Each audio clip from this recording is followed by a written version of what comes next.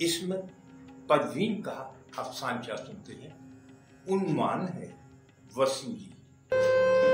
अगर तुम्हें मुझसे वाकई मोहब्बत है तो मेरे पास आ जाओ। लड़के ने व्हाट्सएप किया।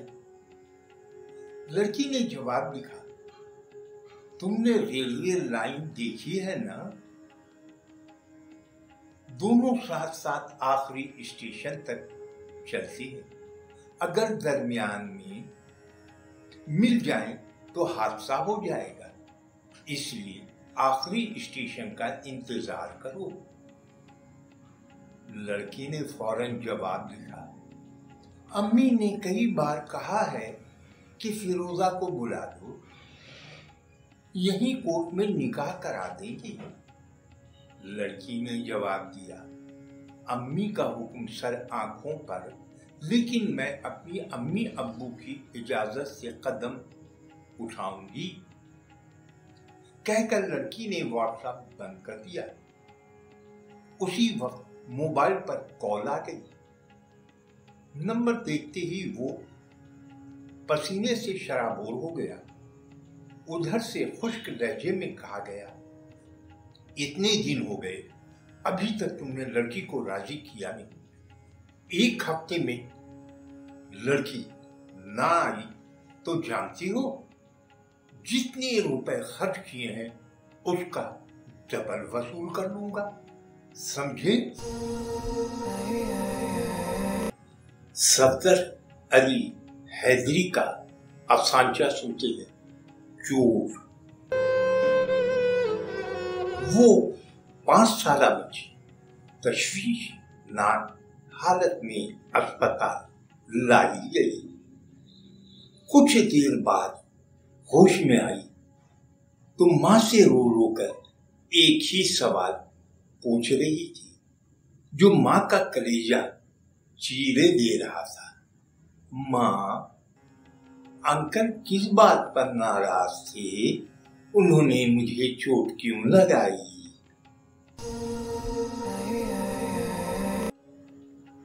अगर आप उर्दू सिंह सुखन अफसाने की आबियारी के बारे में मुतफिक्र हैं तो हमारा साथ दें, वीडियो पूरी देखें और कमेंट भी जरूर करें। होशियारी का बंगला अफसाना सुनते हैं। उन्वान है आमदन। उसका नाम स्नेहा राय गुप्ता था। चेहरा फोटोजेनिक था। हिंदी भी अच्छी बोल लेती थी। सहेलियां कहीं, तू बम्बई चली जा, तुझे हीरोइन का चांस जरूर मिलेगा। वो बम्बई चली आई। बहुत कोशिश की, एक बिस्तर से दूसरे बिस्तर तक का सफर भी उसे मंजिल ना दे सका। बस छोटे मोटे रोल मिलते रहे, जिससे अगले बिस्तर का रेट बढ़ जाता। तब उसने हारे हुए जुआरी की तरह एक चाल चली और वो चाल कामयाब ठहरी। उसने YouTube चैनल बना लिया। अपने चैनल पे वो धुआंधार तकरीर करती, अदाकारी जानती थी। चेहरे के इंप्रेशन रोनी धोनी की अदाकारी ऐसी करती कि उसके चैनल की रेटिंग आसमान पर पहुंच जाती। सब्सक्राइबर मिलियन में थे। 1 घंटे में 40-50 हज़ार व्यूज आ जाते। वो सिर्फ उन लड़कियों पर प्रोग्राम करती जो घरों से गायब हो जाती। उनकी तस्वीरें, उनके घर, माँ बाप के बयानात दिखाकर वो अपने सब्सक्राइबर के दिल जीत लेती। हुकूमत को, निज़ाम को खूब बुरा भला कहती। उसके रोते धोते प्रोग्राम देखकर लोग बगावत की आग में जल उठते। महकमा खुफिया हैरान कि इसके मुखबिर कहाँ तक फैले हुए हैं। पुलिस के पास खबर पहुंचने के पहले सुनीता तक खबर पहुंच जाती। पुलिस हैरान कि अभी केस दर्ज हुआ और लड़की लड़के के इंटरव्यू तक सुनीता कर लेती। दिल्ली सरकार ने इसके सोर्स का पता लगाने के लिए सीबीआई को हुक्म दे दिया। ये खबर उसे मिल गई और उसने एक प्रोग्राम सीरीज में 10-12 प्रोग्राम इसी पॉइंट पर कर डाले। हर प्रोग्राम लाखों रुपए के साबित होते। वो दौलत में खेल रही थी। खेलते हुए वो समझ ना पाई कि कानून अंधा ज़रूर होता है, मगर तफ्तीश बीनाई को नूर अता करती है। सीबीआई ने रिपोर्ट जमा करा दी कि सुनीता के साथ 4 लोग और हैं जो लड़कियां बहला फुसलाकर बम्बई लाती हैं, फिर उनकी होशरुबा मूवी बेचते हैं, फिर बच्ची को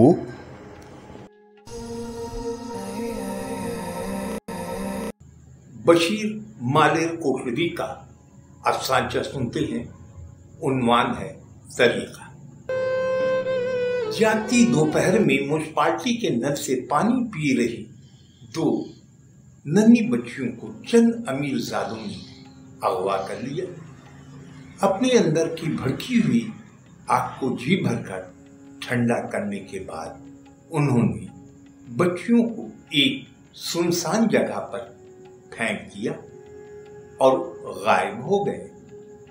आलमी योम नुस्वा मनाने का यह उनका अपना तरीका था। झूठ, ये उन्वान है सिराज फारूकी के अफसाने का। फसाद का दौर दौरा था। शहर पूरी तरह नफरत और फिरका परस्ती की आग में जल रहा था। वो भी फसादियों में शामिल हो गया और अपने दोस्तों के हमरा एक खूबसूरत और नौजवान लड़की का मुंह बंद करके घर में उठा लाया। जब मां ने देखा तो उसकी तेवरियों पर बढ़ पड़ गए। लड़के ने पुरजोश लहजे में कहा, गैर की है दुश्मन की। मां सीढ़ियां चढ़कर ऊपर चली गई। उसके जाने के बाद लड़के के दोस्त ने सरगोशी की, तूने झूठ क्यों बोला? अम्मा घर में ठहरने ही ना देती। अख्तर रूमानी का अफसाना सुनते हैं। उन्वान है रास्ता। फसाद अचानक ही फूट पड़ा था। फसाद के नतीजे में जो कुछ होता है वही हो रहा था। फसादी बगैर किसी ताखिर के दुश्मनों के घरों में घुसकर लूट मार और कत्लो गारतगिरी के कारे सवाब में मसरूफ थे। वो भी बस सामने जो घर मुनासिब लगा उसमें घुस गया। देखा कि कमरों में कई अफराद की लाशें पड़ी हैं और एक कोने में मारे खौफ और दहशत के थर-थर कांप रही एक जवान और खूबसूरत लड़की खड़ी है। कुछ फसादी उसकी जानिब बढ़े थे। ये मंजर देखकर वो गरजा, अभी गाड़ी हट जा वरना घूम के रख दूंगा। फसादियों ने मुड़कर देखा तो उनके हवास गुम हो गए। रंगा हाथ में रिवाल्वर लिए उन्हें ललकार रहा था। उसके हाथ में रिवाल्वर ना भी होता तब भी रंगा से पंगा लेने की किसी में भी हिम्मत ना थी। शहर का छटा हुआ गुंडा था वो। अगर उसकी बात ना मानी गई तो सचमुच सब कुछ यहीं ढेर कर देगा। वो ये भी न देखेगा कि सभी फसादी उसके हम मजहब है। रंगा के माँ बाप ने उसका कोई अच्छा सा नाम रखा होगा, लेकिन वो सारे शहर में रंगा के नाम से जाना जाता। आज भी उस पर कई संगीन जराइम के मुकदमात चल रहे हैं। फिलहाल वो जमानत पर रिहा है। उसकी धमकी पर सारे लोग लड़की को छोड़कर घर का असासा लूटने में लग गए। रंगा ने झपट कर लड़की को उठाकर कंधे पर लादा और चलता बना। अपने घर पहुंचकर उसने बेडरूम के पलंग पर लड़की को बिठाया और बोला, चुपचाप बैठो, 2-4 को हम और लाता है। इतना कहकर वो कमरे से निकलकर बाहर जाना चाहा तो बाहर से गोलियों की तड़तड़ाहट सुनाई दी। उसने समझ लिया कि पुलिस या फोर्स के जवानों ने मोर्चा संभाल लिया है। ऐसे में बाहर निकलना खतरे से खाली नहीं था। उसने अपना इरादा तर्क कर दिया और बेडरूम में दाखिल होकर एक कुर्सी पर बैठ गया और लड़की को घूरने लगा। उसके होठों पर बड़ी मानी खेज मुस्कुराहट थी। लड़की पलंग से उतरकर सामने आ खड़ी हुई। रंगा की तरफ मुर्तिजाना निगाहों से देखती हुई नातवा परिंदे की तरह कांप रही थी। ऐसा परिंदा जिस पर बाल झपटने ही वाला हो। वो अपने अंजाम से बेखबर नहीं थी। जान पर खेल कर रंगा उसे अगवा करके ले आया। उसकी कीमत तो वो जरूर वसूल करेगा। कीमत किस तरह वसूल करेगा इससे भी वो अच्छी तरह वाकिफ थी। यकाएक रंगा ने उठकर लड़की की तरफ बढ़ना शुरू किया। लड़की के जिस्म की थरथराहट और तेज हो गई। उसने चाहा कि इल्तिजा करके उसके इरादे से बात रखी, लेकिन उसके जबान से बस इतना ही निकला, अंकल। आगे इल्तिजा के सारे अल्फाज हलक में घुटकर रह गए। अंकल की आवाज पर रंगा के कदम रुक गए। उसने लड़की के दाहिने कंधे पर हाथ रखकर बड़ी नरमी से कहा, अब बैठ जा बेटी, तू बेकार का डर रही है। हमारे पास तुझे बचाने का इसके सिवा और कोई रास्ता न था।